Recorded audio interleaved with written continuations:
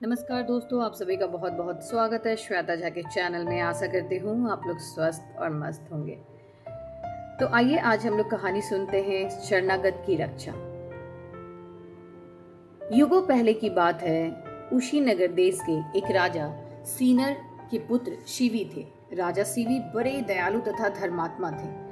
उनके राज्य में सभी प्राणी सुखी थे। जिस किसी को भी कोई दुख या कष्ट होता था वह सीधे राजा के शरण में पहुंच जाता था। राजा तत्काल उसका कष्ट दूर कर देते थे। शरणागत की रक्षा करना वे अपना धर्म मानते थे, चाहे इसके लिए उन्हें कितना ही बड़ा त्याग क्यों न करना पड़े।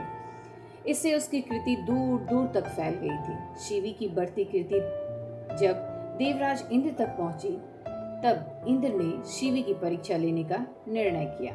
उन्होंने अग्निदेव को कबूतर बनने के लिए कहा और स्वयं बाज का रूप धारण कर लिया। एक दिन राजा शिवी एक महान यज्ञ में बैठे थे।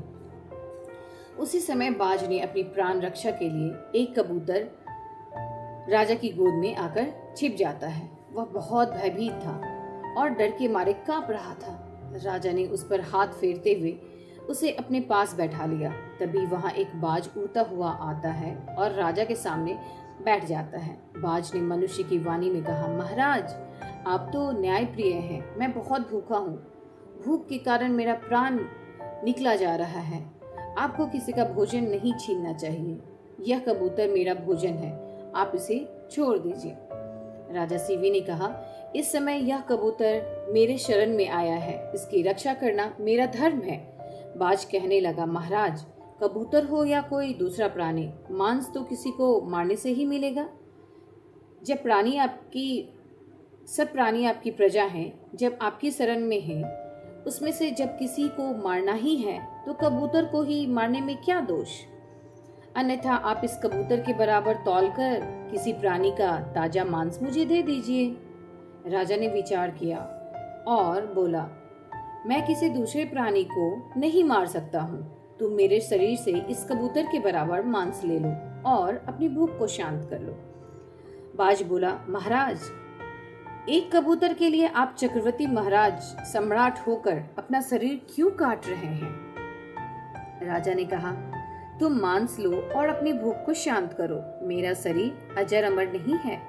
यह शरण में आए प्राणी की रक्षा में लग जाएगा। इससे अच्छा और क्या हो सकता है? बाज राजा की बात से सहमत हो जाता है। महाराज ने एक तराजू मंगवाई।